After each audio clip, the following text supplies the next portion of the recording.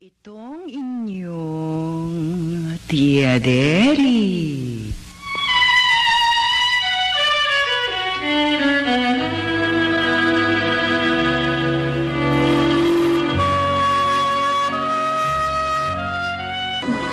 Kumusta, mga ginigiliw kong tagapakinig? Ito po ang kasaysayan sa mga liham sa inyong Tia Deli. Kumusta mga kaibigan? Sa video na ito, pag-uusapan natin ang buhay at karera ng isa sa pinakasikat at pinaka-impluwensyal na personalidad sa radyo sa Pilipinas, si Tia Deli. Alamin natin ang kanyang mga pinagdaanan mula sa kanyang kabataan, tagumpay sa karera, hanggang sa kanyang paglisan. Samahan ninyo akong kilalanin pa si Tia Deli, dito sa Pinoy Wisdom.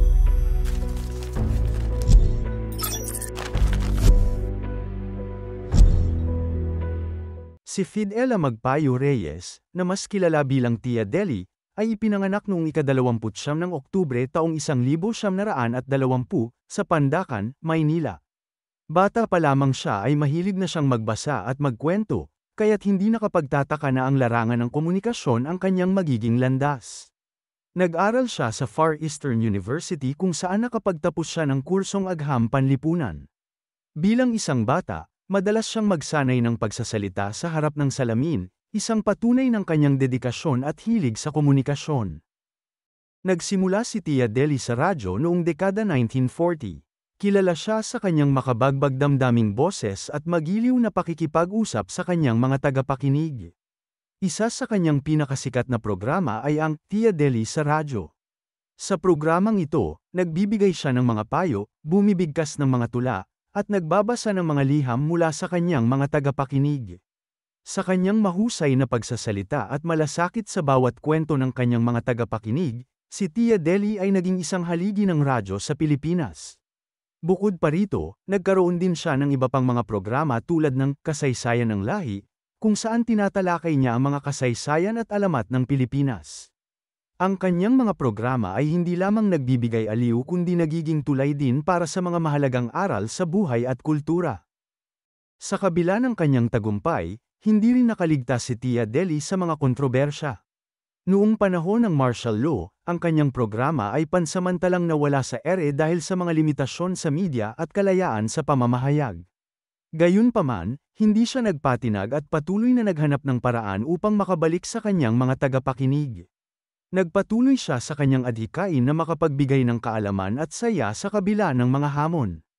Pagkatapos ng martial law, muling bumalik si Tia Deli sa radyo at ipinagpatuloy ang kanyang programa. Ang kanyang pagbabalik ay sinalubong ng mainit na pagtanggap ng kanyang mga tagapakinig. Pinatunayan niya na ang kanyang pagmamahal sa kanyang sining at sa mga Pilipino ay walang katapusan. Sa kanyang mahigit 5 dekadang karera sa radyo, maraming parangal ang natanggap ni Tia Deli. Kabilang dito ang Lifetime Achievement Award mula sa KBP, kapisanan ng mga broadcaster ng Pilipinas, at isang Gawad CCP para sa sining.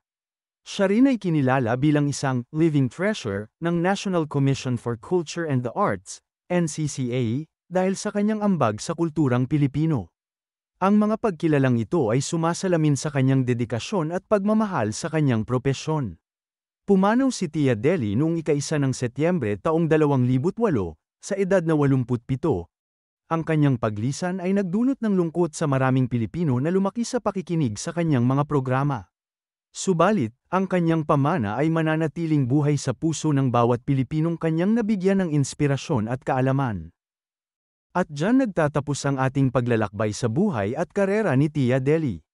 Salamat sa pagsama sa amin sa pag-alala sa kanyang makulay na buhay. Huwag kalimutang mag-subscribe at i-click ang notification bell para sa iba pang kwento ng mga natatanging Pilipino.